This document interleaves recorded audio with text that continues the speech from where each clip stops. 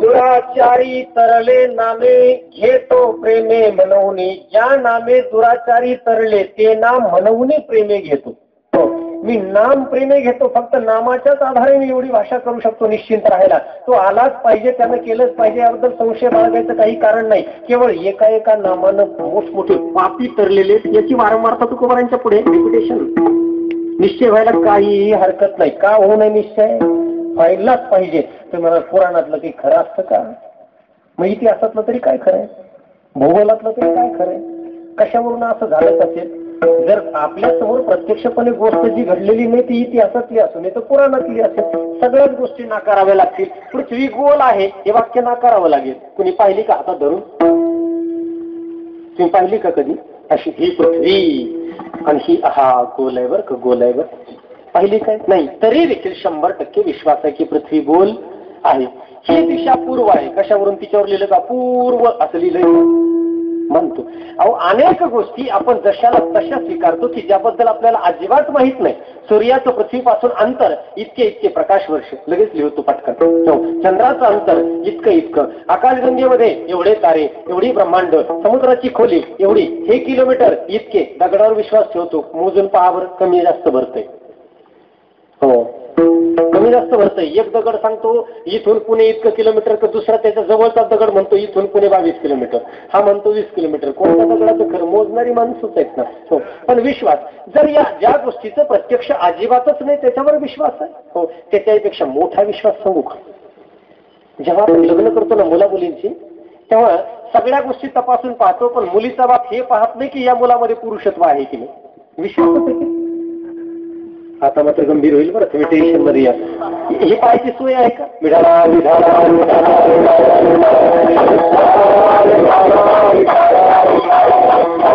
काय बघितलं जात ना, कारण विश्वास आहे. असतात ते हजारात 999 मध्ये असतं. वारंवारता म्हणून विश्वास आहे. पुरुषत्वाच्या संदर्भात पुरावा मागितला कुणी मुलाच्या बापाकडे, हो 7-12 दाखवा म्हणतात, बँक बॅलन्स दाखवा म्हणतात, अमुक दाखवा म्हणतात, पण मेलनेस आहे का याचा कोणी पुरावा मागितलाय का? बाकी बायोडाटामध्ये असं लिहिलं जातं का? सगळं नाव, पत्ता, अमुक तमुक आणि खाली एक कॉलम पाहिजे. मेलनेस 25%, 80%, 60% आहे. याच्यावर विश्वास आहे. हो, म्हणून मुद्दा काय आहे की जी घटना आपल्या समोर घडो अथवा न घडो, कंठरवानं सगळे ऋषीमुनी जर बोलतायत ते मानावंच लागेल. तुकोबाराय म्हणतात मी पुराण पाहिले आणि मी मानलंय, आता तुम्ही माना. आता तुम्ही म्हणा काय? दुराचारी तरले नामे, पापी सुद्धा तरले पापी. काय त्याची गंमत आहे पहा. कुणाला ओळेल सांगताच येत नाही. ऋषीमुनी अहो अष्टांग योगी ध्यान करीत बसतात. हो, अनेक दिवस त्याला समाधीमध्ये निहाळण्याचा प्रयत्न करतात आणि जे तेवढा प्रयत्न करतात त्यांच्याकडे जात नाही. लहरी असणार ते लहरी, देव आहे तो. त्यानं लहरी कुणी असावं ज्याचं जीवन स्वतंत्र आहे, अशा माणसानं लहरी जरूर असावं. हो, आता तो सगळ्या विश्वाचा निर्माता आहे, त्यानं लहरीने राहायचं का? आपल्या ऐकण्यात राहायचं? देवानं त्यानं लहरीने राहायचं काय? लक्ष्मीचं ऐकायचं त्यानं? काय कारण आहे? हो, तो लहरी आहे. तुकोबाराय बोलतात की योगी ध्यानामध्ये शोधायचा प्रयत्न करतात, त्यांना सापडत नाही. आणि काय वेळा झाला आमच्या मागे पुढे फिरतं पहा. योगी यांच्या ध्यानी ध्याताना तोडाची, तू आम्हापाशी मागे पुढे, तू आम्हापाशी मागे पुढे. योगी यांच्या ध्यानी ध्याताना तोडाची, तू आम्हापाशी मागे पुढे,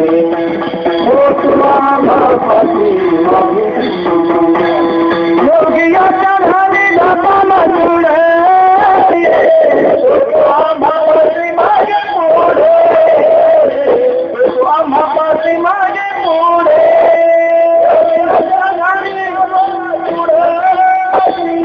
तू आम्हापाशी मागे पुढे,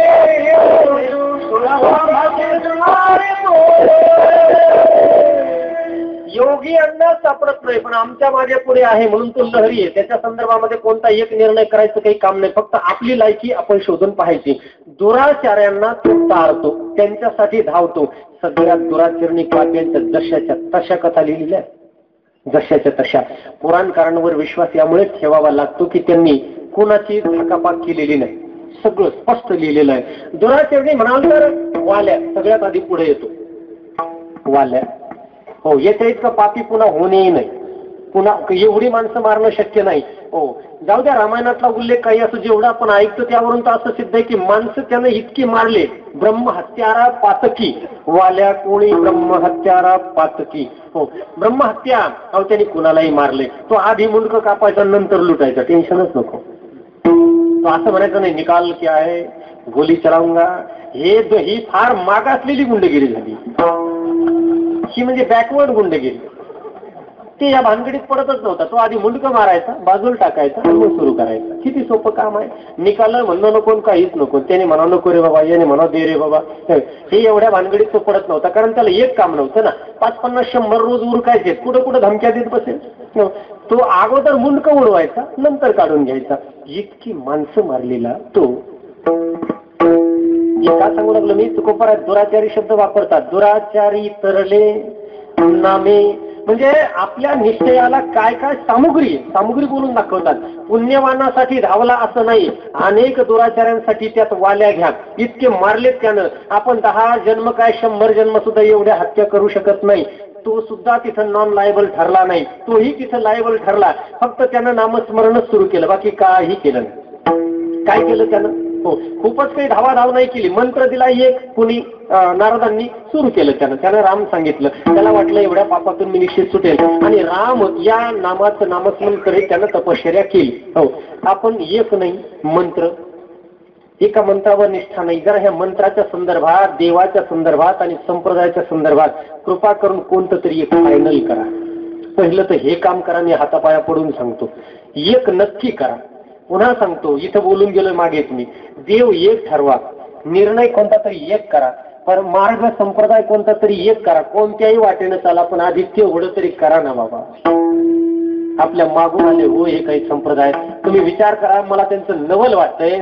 त्यांच्या घरात गेलं ना, छोटे छोटे संप्रदाय नंतर निघालेले 20-25 वर्षातले, पण त्यांची प्रवास आणि गती इतकी तीव्र आहे की आपलीच लोक, म्हणजे परंपरेनं महाराष्ट्रात राहत आलेली माणसं सुद्धा त्या संप्रदायाचा अनुग्रह घेतला की देवाचा कुठलाही फोटो घरात ठेवत नाही. किती कौतुक करावं की नाही त्यांचं. निष्ठा आहे. कोणताच देव दिसायचा नाही तुम्हाला घरामध्ये, तिथे फक्त गुरुचा फोटो त्या दिसेल एक. असे किती संप्रदाय सध्या इकडे नांदत आहेत आपल्या प्रांतामध्ये सुद्धा. अरे निष्ठा आहे, त्यांना शिकवलं जात आहे तसं की तुम्ही येत राहा कोणतं ते, आधी हे तरी करू ना. हो, वाल्याने असा विचार नाही केला रामच कसं काय म्हणावं, जंगलात बरेच ऋषी आहेत, याच बाबाचं काय ऐकायचं, कोणाचं नारदाचंच काय ऐकायचं. चला बाकीच्याला विचारू. जर वाल्या आता फिरत बसला असता, याला विचार त्याला विचार त्याला विचार, ठरलाही नसतं काही झालंही नसतं.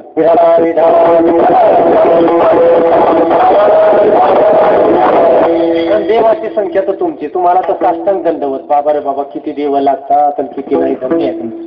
काय काय पूजत नाही तुम्ही देव म्हणून, बाबा अवघड आहे. हे असं पाहिलं ना वाईट वाटतं. पांडुरंग काय महाविष्णूदासचा एकविध भाव करून जोड नाही जमत ना, ठीक आहे सोडून द्यायचं. तो एका वेळी 17 डॉक्टरची प्रिस्क्रिप्शन घेऊन फिरत नसतात. ह्या डॉक्टरने दिल्या 2 गोळ्या, त्याने दिल्या 2 गोळ्या, माणसाचा विश्वासही नाही. एकाची ट्रीटमेंट पूर्ण करीत नाही तर डॉक्टर बदलतात. म्हणजे हलका डॉक्टर, मोठ्या डॉक्टरकडे जाऊ, त्याच्यापेक्षा मोठ्या डॉक्टरकडे जाऊ, कामाचं नाही, परमार्थात नाही चालत. व्यवहारात काही करा. वाल्यानं अजिबात संशय न धरता आयुष्य जातं. इकडून पहा, थोडं तिथून ऐक, थोडं त्याचं ऐक, थोडं त्याचं ऐक, थोडं आस्थावरचं ऐक, थोडं अजून साधना चॅनलवरचं ऐक, थोडं अजून इकडचं ऐक. म्हणजे तिकडे बैठक आहे, तिकडे बैठकीला जाऊन पहा, इकडे जाऊन पहा. हे सगळं जे चाललंय, मी कोणत्याही संप्रदायाचा निषेध करीत नाही, विरोधही करीत नाही. मात्र मला निष्ठेबद्दल कौतुक वाटतं दुसऱ्या संप्रदायाचं. ते निष्ठा पकडतात पहा, आणि त्यांचे साधक सुद्धा तेच करणार जे त्यांना सांगितलं जाते, तेच करणार. हो, माझ्यावर मागे 5-10 वर्षापूर्वी मोठं दंडांतर आलं होतं याच्यामुळे. मी नुसता संप्रदायाच्या संदर्भात 2 वाक्य बोललो होतो, फक्त 2 वाक्य. पण नाही जमलं मला. बाजारामध्ये गाठून 5-25 जणांनी नीट राहा. अरे म्हणलं मी मेलेला आहे, मेलेल्या माणसाला डबल मारता येत नसतं, आणि हे सत्य आहे बरं का. हो, मला दोनदा कुणाला मारता येतंय का? दोनदा. एकदा मीच माझी हत्या केलेली, आता पुन्हा दुसऱ्यांदा कोण करणार आहे? विढाला विढाला विढाला पण मला कौतुक वाटलं, नवल वाटलं. आजही मी त्यांच्या निष्ठेला प्रणाम करतो की मानलं पाहिजे तुम्हाला. हो, त्या घरी काही लगेच कुणी काही आणून देत नाही, पण विश्वास जिवंत माणसावर ठेवतात, ते गुरुवर ठेवतात. त्यांच्या घरात तुम्हाला दुसरं काहीच दिसणार नाही. जर असं आहे तर आपण परंपरेनं संतांचे जर सेवक असू आणि पांडुरंगाबद्दल आस्था जर असेल, मग तो एकटा का नाही? तो एकटा का नाही? तिथं गर्दी कशाला, ऑप्शन कशाला, पर्याय कशाला? सगळे पर्याय हाताशी, थोडा हा, थोडा तो, थोडा पांडुरंग, थोडा अमुक, थोडा नाही चालत ना, नाही जमते. इथे निष्ठेला नितांत महत्व आहे. वाल्यानं दुराचारी गोष्ट खरी आहे, पण त्याला माहिती वर्म औषध किती, रोग किती मोठा आहे यापेक्षा औषध किती तंतोतंत घेतलं जातं हे महत्वाचं आहे. हो, तंतोतंत. अगदी त्याला काय म्हणतात, प्रमाण म्हणजे प्रमाण, औषधाचा डोस म्हणजे डोस. तो जसा त्या वेळेवर घेतला गेला, त्या पद्धतीने घेतला गेला, परिणाम होतो. तसं पाप किती जास्त आहे याला अर्थ नाही, त्याच्यावर जो उपाय आहे तो उपाय किती निष्ठेनं स्वीकारला. राम, हो, एकच मंत्र त्याला मिळाला, राम. त्या एका मंत्राचा परिणाम दुराचारी तरले नामे. हे झालं वाल्याच्या बाबतीत. गणिका म्हणू नका, वेश्या म्हणू नका, नाही का, आजामेळ म्हणू नका, यांच्या पापाची सीमा नाही. आयुष्यभर ज्या स्त्रीनं व्यभिचार केला, रोज नव्या पुरुषाशी रत होणारी ती गणिका, काही नाही, पोपट पाळला होता, पाळीत असतं. त्यांचा तो स्वभाव असतो, पोपट पाळ, अमुक कर. पोपट का पाळायचा? माणसाचा पोपट करणं सोपं जावं म्हणून त्या पोपट पाळत असतात.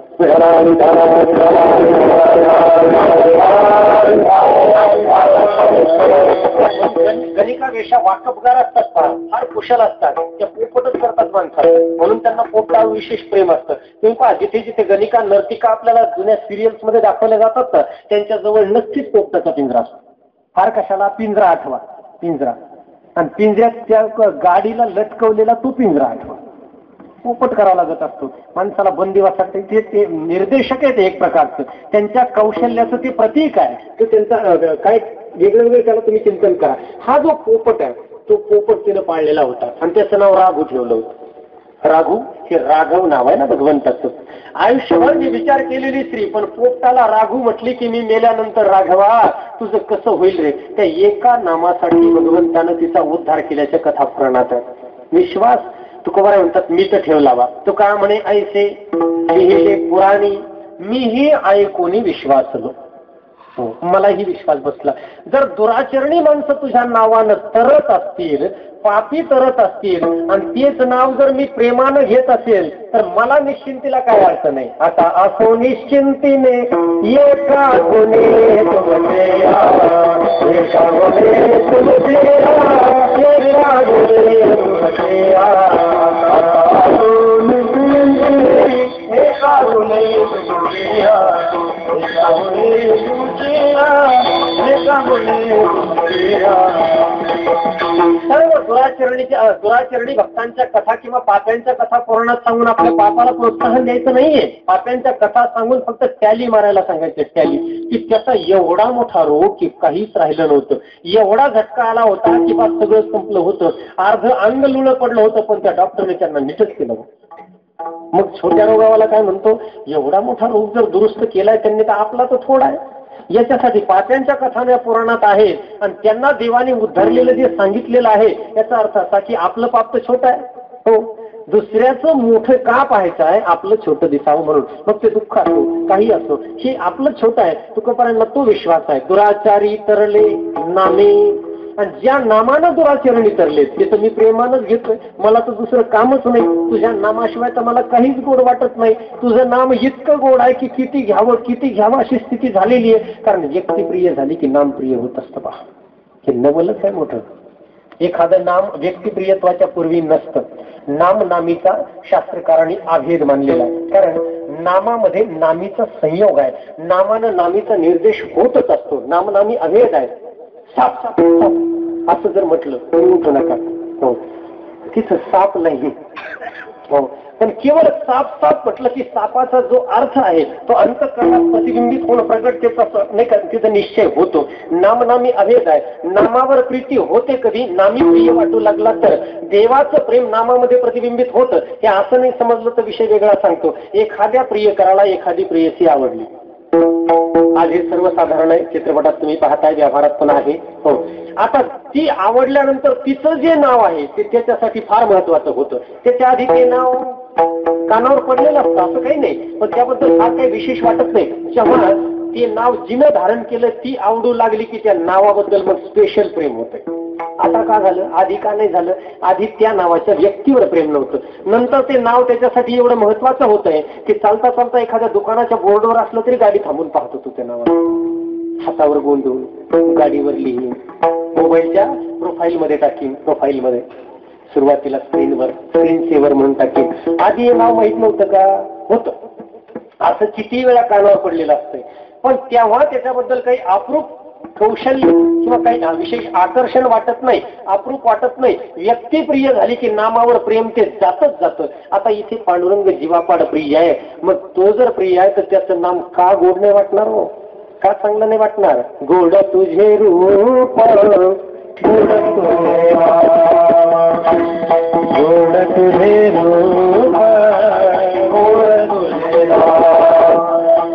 गोड तुझे रूप, गोड तुझे गोड तुझे रूप, गोड तुझे आदि मन प्रेम सर्वकाळ, देई मन प्रेम सर्वकाळ.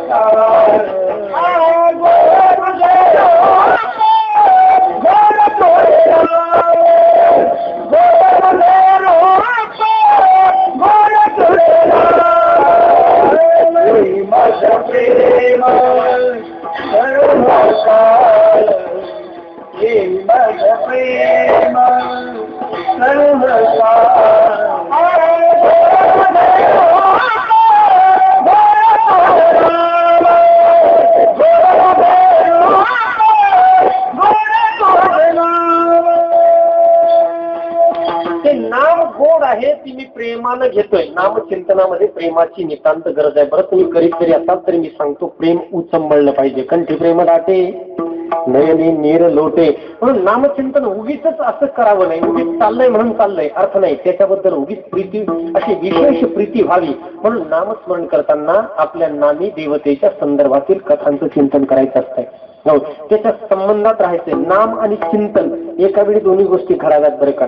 त्या भगवंताच्या लीलामध्ये सम्मिलित होऊन नाव घ्यायचं आहे. तो तितका प्रिय वाटला पाहिजे. तुम्हाला जसं वाटेल तसं, काही बंधन नाही. येनकेन प्रकारे चित्त ईश्वराशी तद्रूप व्हावं. नामस्मरण म्हणून शांत चित्तानं बसून करावं.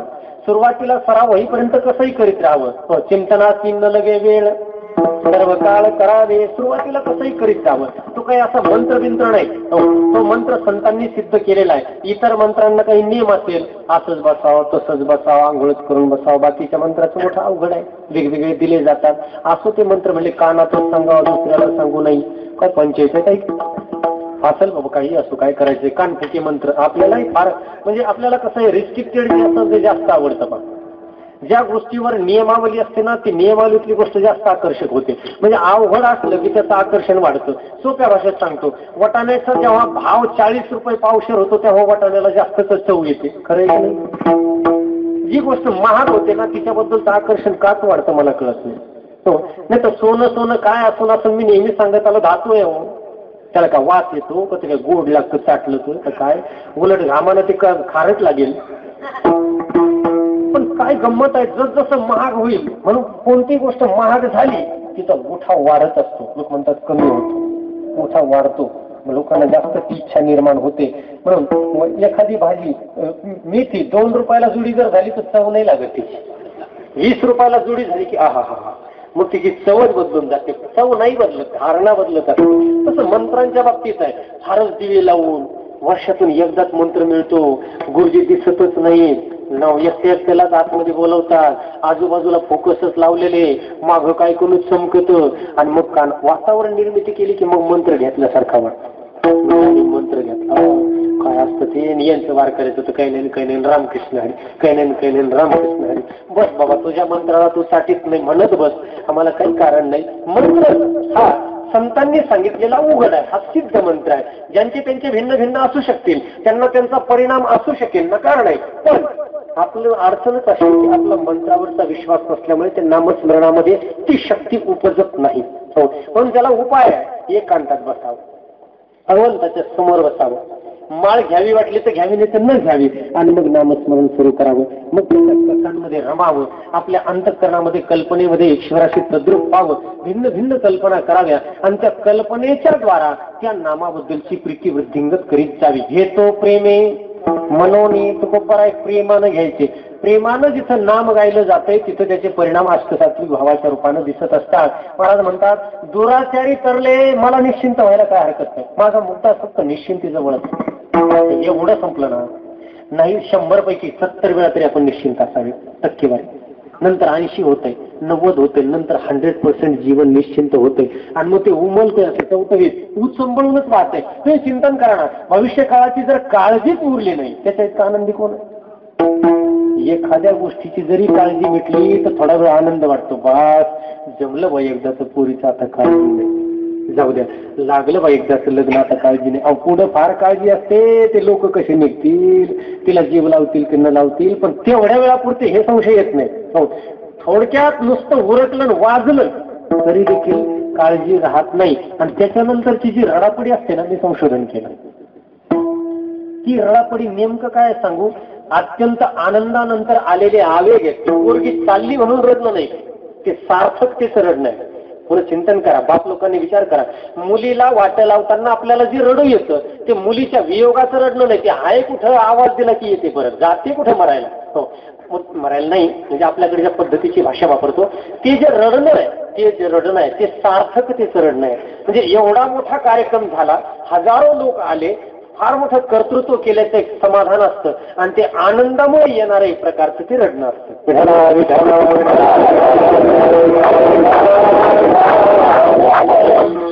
बरोबर आहे की नाही?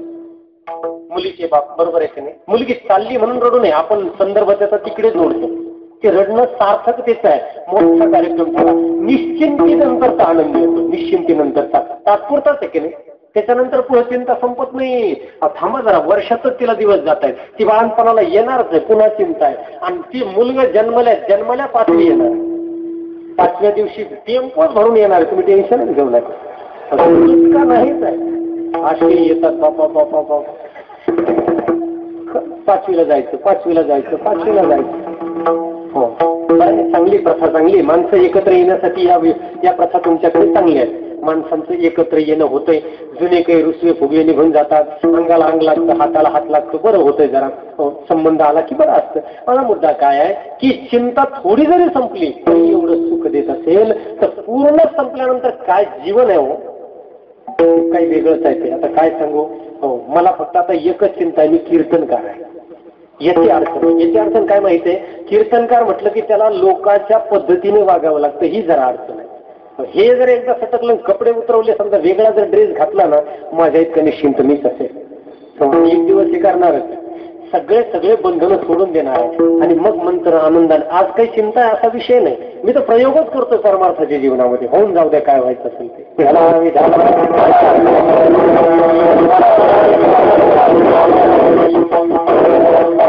बिलकुल काळजी नाही, नाहीच आहे निश्चित. ही अडचण कीर्तनकार या कॅटेगरीची, ही कॅटेगरी पण दुःखदायक आहे, ही प्रताप आहे. हा तुम्हाला आवडेल असंच नाही, 1-2 तासाच्या कीर्तनाला तुम्ही एवढे आले, पण तुम्ही मला बांधून घेतलेला आहे, मी रस्त्याने कसं चालायचं, गाडी कशी चालवायची, कसं बोलायचं, काय नेसायचं, कुठं थांबायचं, हे सगळं तुम्ही ठरवलेलं आहे. बरोबर आहे का नाही? तुम्ही मला प्रतिसाद देताय तो उगीच नाही, एखाद्याचं जीवन तुमच्या मर्जीप्रमाणे तुम्ही आधी ठरवताय, नंतर तुम्ही मला ऐकताय. बरोबर आहे की नाही? उद्या पॅन्टवर दिसलो तर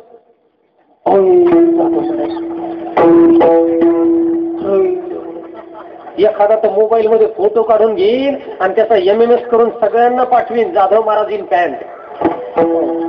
मे बी पॉसिबल, काय अडचण नाही. काही की मी जन्मातच काही धोतर असे कहून त्या कर्णासारखे कवच कुंडल जसं तो अंगाला चिटकूनच जन्माला, तसं मी धोतर शर्टा सहितच आईच्या पोटातून आलो असा विषय नाही. मी जन्मलो तेव्हा नागवाच होतो, नागवा पुन्हा राहणार नाही. मुद्दा काय आहे की अनिश्चिंत होण्याच्या प्रक्रिया ज्या आहे ना, त्या या चाकोरीत नाहीये. जीवनाच्या चाकोऱ्या संपल्यानंतर निश्चिंती, एकावर ढकलून देणं हे तुझं. आता असो तुझ्या पायी हे मोटळे इंद्रिय सकळ काया मन. दुराचारी पाप्यांना जर तुझा आधार मिळू शकतो तर मी तर एवढा पापी नाही. तुकोबारांनी देवाला विवेकच सांगितला. पाप तूच बोलला ना देवा, हो, जन्म जन्मांतरीचं पुण्य असेल तर तुझं नाव तोंडाला येतंय. हो, प्रमेय पहा, प्रमेय नंबर 1, जर पुण्य असल्याशिवाय तुझं नाव तोंडाला येत नाही. पुण्य असेल तरच नाव मुखाला येतंय. आणि मी तर रोज नामस्मरण करतो, याचा अर्थ मी एवढा पापी नाही. प्रमाण सांगू, पापी म्हणू तरी आठवितो पाय, दोषपणी काय तया होणी. पापी म्हणू तर मी पाय आठवतो, नामस्मरण नाही करतो, म्हणजे एवढा पापी मी नाही. वाल्याला राम म्हणता येत नव्हतं, याचा अर्थ त्याची पाप एवढी होती की त्याच्या तोंडातून राम बाहेर पडत नव्हतं, म्हणून त्याला मरापासून सुरुवात करावी लागली. माझी तर ती अडचण नाही, मी तर जन्मल्यापासून राम म्हणू शकतो. आपली पोरं पण विठ्ठल विठ्ठल म्हणतात, म्हणजे पुण्यवान आहे याची ही पुरावा दिला देवाला. याचा अर्थ मी त्यांच्यापेक्षा बरा आहे. त्यांना तू जर तारतो तर मला तर तारणार. हो, आणि पुन्हा नुसता तारणार नाही तर कथांमध्ये मला असं दिसलंय की तुला भक्ताच्या रक्षणाला धाव घ्यायला अजिबात आळस नाही, हेही मला दिसतंय. तिसरं चरण, नाही तुम्हा धाव घेता, नाही तुम्हा धाव घेता, नाही तुम्हा धाव घेता, नाही तुम्हा धाव घेता, नाही तुम्हा धाव घेता, नाही तुम्हा धाव घेता,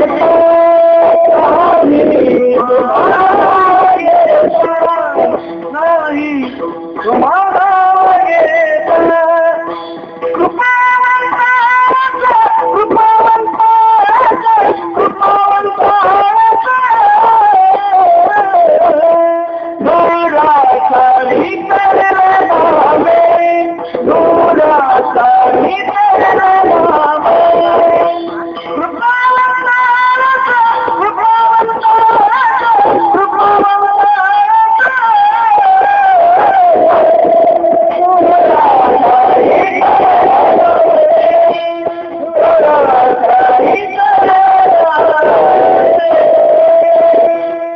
नाही तुम्हा धाव घेता कृपावंता आळस. सरळ वाक्य करतो अन्वय लावून. कृपावंता तुम्हा धाव घेता आळस नाही. भक्तांच्या लज्जा रक्षणार्थ, संकट रक्षणार्थ तुम्हाला धाव घेण्यामध्ये आळस नाही. अहो, जनावरासाठी धावले, गजेंद्रासाठी धावले, बरं उशीर लावला असंही नाही. हो, ह कहे लक्ष्मी ती कहे गजराज. म्हणजे हत्ती गजेंद्राच्या उद्धारासाठी त्यानं नाव घेतल्याबरोबर क्षणार्धात हाकेसरीसी उडी घालून या स्तंभ फोडी. हाक मारल्याबरोबर आळस नाही, कंटाळा नाही. भक्तांच्या रक्षणाचा तुम्हाला आळस नाही, हेही आम्हाला पुराणात दिसलंय. ही वारंवारतेची एक प्रकारची रचना तुकोबाराय मनाला निक्षून सांगतात आणि निश्चिंत व्हायला सांगतायत. म्हणा, चिंता नको करू, काही गरज नाही. बघ कुणाकुणासाठी काय काय केलंय, तुला कसं सोडलं जाईल. ही आपला एक प्रकार निश्चिंतीच्या पद्धतीची प्रक्रिया ते स्वतः मांडताय स्वतःच्या समोर. आळस नाही ते देवा. आळस कसा असेल, त्याने एक क्षणभर आळस जर केला तर मी आपल्या पुढे क्षणभर आळस करू दे. त्याला अटॅक येतो, अटॅक. कसं माहित आहे, हे जे हृदय धडधडत आहे ना, मी विज्ञानाच्या प्रक्रिया बऱ्याच जाणल्या की कोणत्याही गोष्टीच्या शेवटापर्यंत गेलं की हाती जे लागत नाही त्याला देव म्हणतात. कोणतीही क्रिया घडण्यासाठी ऊर्जा लागत असते, एनर्जी ऊर्जा. हो, शरीरातल्या सगळ्या सिस्टीम ज्या रक्तावर चालतात त्या रक्ताला प्रत्येक पेशीपर्यंत पोहोचवण्यासाठी हृदयाला धडधडावं लागतं. त्याचं हे धडधडणं कशामुळे, हे अजून वैद्यकशास्त्राला सांगता आलेलं नाही. हे कशामुळे धडधडतंय, असं कॉन्ट्रॅक्ट रिलॅक्सेशन, हे जे धक धक धक, हे काय, हे धक धक करणे लगा, हे कोण करतंय. हे हृदयाचे धडधडतंय, हे कोण धडधडवतंय. ही जे धडधडण आहे याचा अर्थ त्याला आळस नाही. कदाचित आपण झोपी जाऊ, ते धडधडतंय. श्वासोच्छवास चालू आहे, त्याला कंटाळा नाही. जन्मल्यापासून ते मरेपर्यंत अविरतपणे, अव्याहतपणे. अहो, आपण नाम काय इतकं घेऊ. म्हणून काही संप्रदायामध्ये सोहम साधना सांगितलेली आहे. हो, जितक्या वेळा तो तुमचं आठवण करतोय तितक्या वेळा तुम्ही त्याची आठवण स्मरण करा. हो, तो आठवण काय, प्रत्येक श्वासावेळी त्याचं तुमचं त्याला स्मरण आहे. हो, तुमचा श्वास आतमध्ये जाणं आणि बाहेर येणं या प्रत्येक वेळी तुमचं त्याला स्मरण आहे. तुम्हीही तितक्या वेळा त्याचं स्मरण करा. त्याला सोहम साधना म्हणतात, श्वासा इतके जप करणं. हो, श्वास बाहेर सोडताना सो आणि आत घेताना हम, सो हम अशी साधना काही करतात. सोहम साधना करणारे अजपा जप करतात, श्वासावर जप करतात. त्याला आळस नाही. सांगा तुम्ही एक क्षणाचा आळस त्यानं केला, ते ठोके आहेत ना त्याची स्पीड वाढते कमी होते, पण ठोक्यामध्ये गॅप कधी पडत नसतो, अजिबात नाही, बिलकुल पडत नाही. तो पडला आटोपलं काम सगळं. हो म्हटले सिव्हिअर अटॅक आला, सिव्हिअर अटॅक आला आणि ते गेले, तिथं जाईपर्यंत सुद्धा राहिले नाही. एक क्षण जर त्यानं आळस केला की जाऊ द्या थोडं याचं बटन थोडं हळूहळू चालू, त्याचं थांबू थोडं, अजिबात नाही. प्रत्येक प्राण्याच्या हृदयाची धडधड, प्रत्येक प्राण्याचा श्वास हा तो नित्यानं नियमानं चालवतो एवढ्या जवळ आहे. आश्चर्य आहे की जो एवढ्या नियमानं आपला श्वास चालवतो त्याच्यावरचा विश्वास बळकट नाही. हो जो चालवतो श्वास त्याच्यावर नाही विश्वास. आणि मग त्यानं जर निश्वास केला आणि पुन्हा अंतश्वास नाहीच केला तर विश्वास करायला आपण उरत नाही. अडचण ही आहे. म्हणून त्याला आळस नाही, हो अजिबात नाही. तुम्हा धाव घेता कृपावंता आळस. प्रत्येक भक्ताच्या रक्षणासाठी त्यानं वेळ लावलेला नाही, त्याला आळस नाही. अहो भक्तासाठीच तो जर असेल तर आळस करील कसा? तुकोबराय म्हणतात देवा तुला आळस नाही हेही मला कळलं, पाप्यांना तू तारतो याचे अनेक उदाहरणं माझ्या पुढे आहेत, क्षणार्धात येऊन तू रक्षण केल्याचे अनेक उदाहरणं माझ्या पुढे आहेत, तू नामासाठी तारतो अनेकांना दुराचरणाला हेही मला माहित आहे, आणि तुझा हा गुण मला सगळ्यात जास्त प्रिय आहे. एवढ्या सामुग्रीच्या आधारे आता मला निश्चिंत राहायला काही हरकत आहे का? आता असो निश्चिंतीने. लक्षात आलेली प्रक्रिया.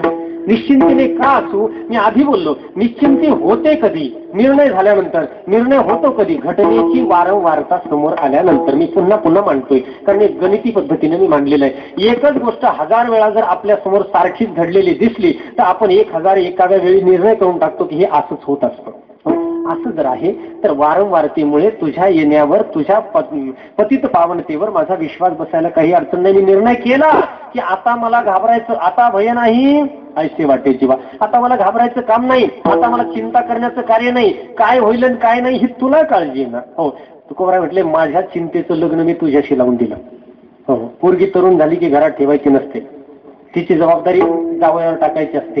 तसं चिंता तरुण झाली की संत म्हटले आम्ही आमच्या चिंतेचा विवाह देवाशी लावून दिला, आणि ती पतिव्रता आहे, ती एकाच्याकडे लावली की तिकडेच राहते. हो नाही का? जयाच्या कुळी चिंता जाहली ईश्वराची पतिव्रता.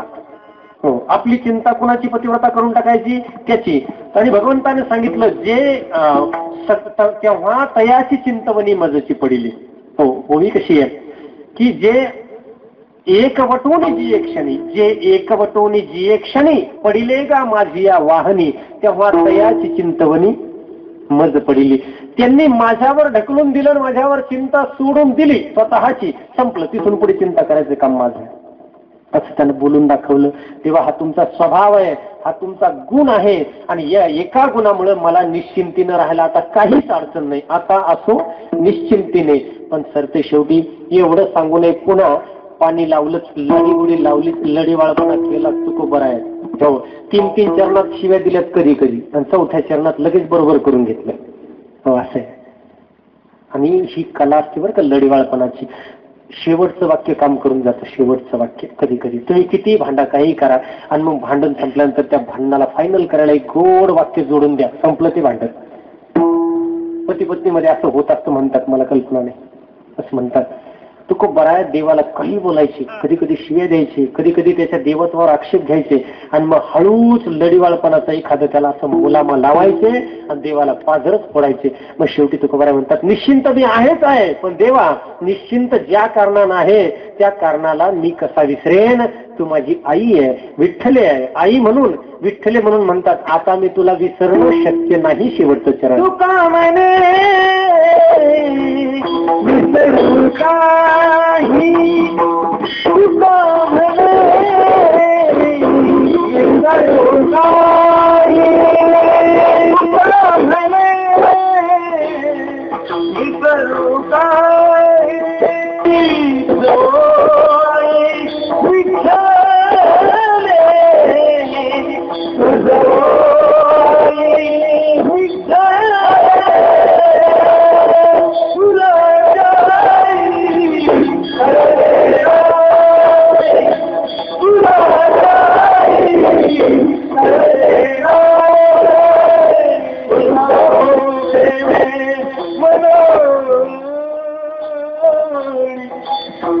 Yeah.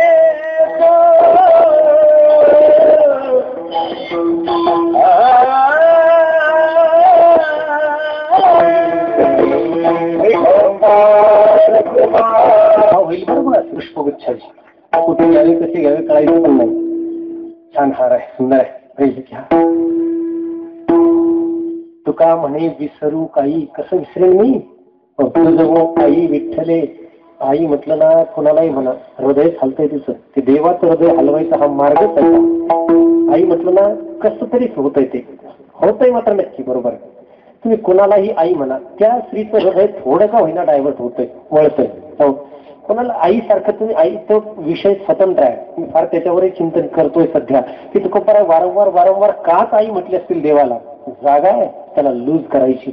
तुकोबारायांनी शेवटी मखलाशी केली, त्याला शेवटी थोडस लढीवाळापणा केलाच आणि सांगितलं मी कसं विसरेन बरं, एवढा मोठा आधार आहे आईचा आणि मी तर बालक आहे, त्यामुळे मला चिंता करण्याची काय कारण आहे. आता असो निश्चिंतीने, जमतंय पहा, ट्राय करून काय हरकत आहे बघायला ना, जमतच ते. गोष्ट प्रयत्नानं साध्य होते, तसं साधनेचं सुद्धा आहे. आणि आधार एवढा मोठा तुकोबारायांचा, आपल्याला दुसऱ्याचं थोडं रिपीट करायचंय. ज्याला आपल्याला कॉपी करायचंय त्या महात्मा सामान्य नाही, आपला विश्वास प्रचंड मोठा आहे त्यांच्या ठिकाणी, म्हणून त्यांच्या विचारांना अनुसरताना आपल्याला अजिबात चिंता वाटायचं काही कारण नाही. मी बोलतो सोडून द्या, मी फक्त बोलणार आहे, मध्यंतरी बोंबलणार आहे. माझा विषय काय पैसोनी थिल्लरी बेडूक सागराधिकारी. मी म्हणजे काय, पावसाळ्यात साठलेल्या एखाद्या डबक्यातलं एखादं बेडूक ट्राव ट्राव करते, फार काही मोठी गोष्ट नाही माझ्या बोलण्याला, काही एवढं विशेष अर्थ नाही नका. त्यांचं जे बोलणं आहे ते मनात घ्या. ते म्हणतात आता असो निश्चिंतीने, एका गुणे तुमची या, तेव्हा तुझ्या एका गुणानं आम्ही निश्चिंतीनं असू शकतो. आणि असे अनंत गुण त्याच्या ठिकाणी आहेत. अनंत म्हणते माझी स्वामी ते, हो कशामुळे आनंद म्हणतात, त्या ठिकाणी अनंत गुण आहेत. त्याचा एकच गुण जर आपल्याला निश्चिंत करीत असेल तर जीवनात चिंता बाळगायचं कारण काय आहे. संपली चिंता, आम्हा भय चिंता नाही धाक, जन्म मरण काही एक, झाला इहलोकी परलोक, आले सकळीक वैकुंठ. आता मला भय नाही, चिंता नाही, धाक नाही, कोच नाही. का, आता आम्ही तुझं नाम गातो, प्रेमानं गातो, तुझ्यावर प्रेम आहे हे नक्की, आणि वारंवारतेनं आमचा निश्चय झालाय की तू हे करीत असतो. झालं. निश्चिंती आणि चिंता या दोन शब्दातून अत्यंत तर्कसंगत पोस्टमॉर्टम माझ्या छोट्याशा बुद्धीने मी तुमच्या पुढे मांडलं. हेतू काय आहे आपला, चिंता संपाव्या, हेतू एकच आहे. अहो अनंत चिंता आहेत, हो काय सांगावं. प्रत्येक माणूस चिंतेने घेरलेला आहे पहा. प्रत्येक माणूस तणाव आहे, टेन्शन आहे, उद्याची मोठी काळजी आहे, कसं होईल म्हणून काळजी आहे, स्वतःची आहे, आप्तस्वकीयांची, जवळच्याची, त्याची इतक्या काळजी माणसं जगतायत. खाल्लेला अंगी लागत नाही. क्षण आजचा हातातला आनंदाचा घालवायचा तर भविष्य काळाच्या चिंतेने त्याचं वाटोळं होत आहे. झोपायला चांगले चांगले बेड आहेत, अशा गुबगुबीत गाद्या आहेत, मोठे मोठे दिवाण आहेत, कबड्डी खेळता येईल त्याच्यावर, एवढे मोठे मोठे लोकांचे दिवाण आहेत. हो निश्चिंत माणूस हो तो काय दगडावर झोपला तरी त्याला झोप लागते पहा. इतकं सगळं आहे, एसी चालू आहे, वरही सुंदर दिसावं म्हणून पुन्हा पीओपी डेकोरेशन सुद्धा आहे, फ्लोरिंग आहे, रूफिंग आहे, एव्हरीथिंग इज ओके. पण हे सगळं असून सुद्धा चिंता जर असली तर ऑल इज वेल म्हणता येत नाही. तो तरी संदेश आहे का. त्याही बिचाऱ्यांनी हेच सांगितलंय, पण ते जरा वेगळं, ऑल इज वेल उद्याचं काय आहे, पण ते होत नाही. ते होण्यासाठी काहीतरी आधार लागतो. ते म्हणत असतील ऑल इज वेल. मला फार आवडलं त्यांनी सांगितलं, एखाद्या कोंबडीनं अंडा दिला तर त्या अंड्याला काय माहिती आहे की आपल्याला जीवन मिळेल, म्हणजे यातून पिल्लू बाहेर येईल का पुन्हा फ्राय होईल. किती मस्त सांगितलं ना. कानावर पडलं. तुम्ही म्हणाल कीर्तनातून वेळ कसा काय काढला. वेळ अजून काढला नाही, काढण्याच्या विचारात आहे, पण सध्या 3 महिने रात्र रिकामीच नाही आणि तिथं रात्र लागते, कारण दिवसा तुम्ही पाहाल ना, ही अडचण आहे ना. असं प्रामाणिकता, मला फार आनंद वाटतो प्रामाणिकतेमध्ये. कुठे बसता झाकलप करी, मेले लोक झाकून लपून आणि बरेच तुम्ही त्यातच फसले. अजिबात नाही, मी भीतच नाही कुणाला. देव आहे ना काय, याच्यासाठी जग त्याच्यासाठी जग, याचं मन धर त्याचं मन धर, आम्ही डायरेक्ट त्याचंच मन धरू. इथं कुठं मन धरीत बसता, असा विचार मी करून चालतो. मला तुम्हाला इतकंच सांगायचं, एक विश्वास, एक भावचित्ती, तरी नलगे काही युक्ती, काही अंशी का होईना. जास्त चिंता असेल ना, पांडुरंगाची प्रतिमा समोर लावायची, त्याच्याकडे पाहायचं, म्हणायचं तू चिंता माझी वाहतोय. हो, अण्णाखांचं प्रसिद्ध प्रमाण सांगून मी थांबेल. हो, नको खेद करू कोणत्या गोष्टीचा, पती लक्ष्मीचा दान, सकळ जीवांचा नाही. सुरुवात काय, तुझी चिंता त्याची आवडीने भावे, हरिनाम घेसी तुझी चिंता त्यासी सर्व आहे. बस आपण आपली साधना सोडू नये, निष्ठा सोडू नये, नाम सोडू नये आणि सगळ्या चिंता त्याच्यावर ढकलून द्यायच्या आणि निश्चिंत राहण्याची प्रतिज्ञा करायची. आता असो निश्चिंतीने. ज्ञानेश्वर पुन्हा सजन समितीला सर्वांना मी धन्यवाद देईल. कमिटी वगैरे सुंदर प्रयत्न सगळ्यांचा चाललाय. विशेषतः वारकरी संप्रदायाचं अद्भुत वैभव आपल्या प्रांतामध्ये नेहमी पाहायला मिळतं. ती आपली जबाबदारी. 2-2 संतांनी जर आपल्याकडे विश्राम घेतला असेल, इथे जर त्यांचा अवतार झाला असेल तर ती आपली जबाबदारी आहे. हो, आणि ज्या सरोवरामध्ये कमळं फुलतात त्या सरोवराच्या पाण्याची जबाबदारी तिथे शेवाळ वाढवून देणं. ज्या सरोवरात कमळं फुलण्याची इच्छा करतात, फुलतात, तिथे शेवाळ न वाढू देणं आपली जबाबदारी. तसं तुमच्याकडे सरोवरात संतरूपी कमळं फुललेली आहेत म्हणून सगळी कमळं अजूनही फुलतायत.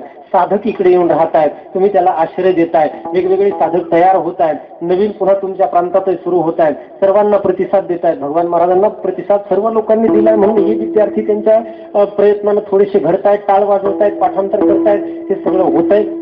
गौरव करावा तितका कमी आहे. हे असंच चालू राहावं. संतांच्या ठिकाणी सर्वांची निष्ठा अशी राहावी. सकल मतभेद बाजूला सारून भगवंताच्या अधिष्ठानावर तरी सर्वांनी एक येत जावं. बाकी गोष्टी वेगवेगळ्या पद्धतीने इतरत्र होऊ द्याव्यात, मात्र इथं सर्वांनी यावं. सर्व पदाधिकारी, लोकप्रतिनिधी ज्यांची आस्था परमार्थाच्या बाबतीत आहे, सर्वांना मी धन्यवाद देऊन कृतज्ञता व्यक्त करतो आणि आपल्याला सगळ्यांना विनंती करतो की एका पांडुरंगाच्या बळानं निश्चिंत व्हायला काहीच हरकत नाही. निश्चिंत जगून पहा आणि मग जीवनाचा आनंद बघा. इतकंच मला म्हणायचंय. दूरवरून आलेल्या सर्व श्रोत्यांना मी साष्टांग दंडवत करून विनंती करतो, आपण आलात, मला आनंद वाटला. आपण ऐकता म्हणून मला सांगण्याची ऊर्जा येते, स्फूर्ती येते. वक्ता तो वक्ताची नव्हे श्रोते वेळ. मला जर कोणी म्हटलं ना की त्या स्टुडिओमध्ये जाऊन कीर्तन कर, ते करतात ना कीर्तनकार कॅसेट काढायसाठी, तिथं जाऊन ते भीतीला बोलतात, भितडीला. भिताड कळते ना, कारण तिथं कुणी नसतं. त्या माईक पुढे बोलावं लागतं का, त्या धंदा करायचा असतो, विकायचं असतात म्हणून ते भिंतीलाच बोलतात. ते त्यांना जमतं. मला श्रोतेशिवाय कीर्तन करता येणार नाही. भिंतीला बोलणं म्हणजे इंजेक्शन मारून दूध काढणं आणि लोकात कीर्तन करणं म्हणजे वासरानं गाईला दुधवणे. हा फरक आहे त्यामध्ये. म्हणून आपण असता मला सांगता येतं, आपण नसाल मी काय सांगणार आहे, माती मला काय येणार आहे. म्हणून हे आपल्यासाठी कीर्तन आहे, आपल्यामुळे आहे. म्हणून कीर्तनाला मी काय म्हणतो, लोकांनी लोकांसाठी कीर्तनकाराकडून वधवून घेतलेलं एक प्रकारचं नॅरेशन आहे. त्यामुळे याचं श्रेय तुम्हाला.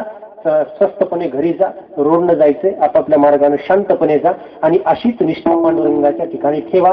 उद्या इथे आम्ही असो, कोणीही असो, जो इथे उभा राहील तो तुकोबारायांचा सेवक या नात्यानं प्रत्येक कीर्तनकाराचं चांगलं ऐकत राहा, ज्यांना आपली निष्ठा बळकट होईल आणि ती तुकोबारायांची निश्चिंती आपल्या सर्वांच्या जीवनात प्राप्त हो, एवढी कामना व्यक्त करून तुकोबारायांचं मोठ्यानं भजन, नंतर थोडीशी चाल आणि नंतर सेवा संपेल म्हणून गडबड कोणी करू नका.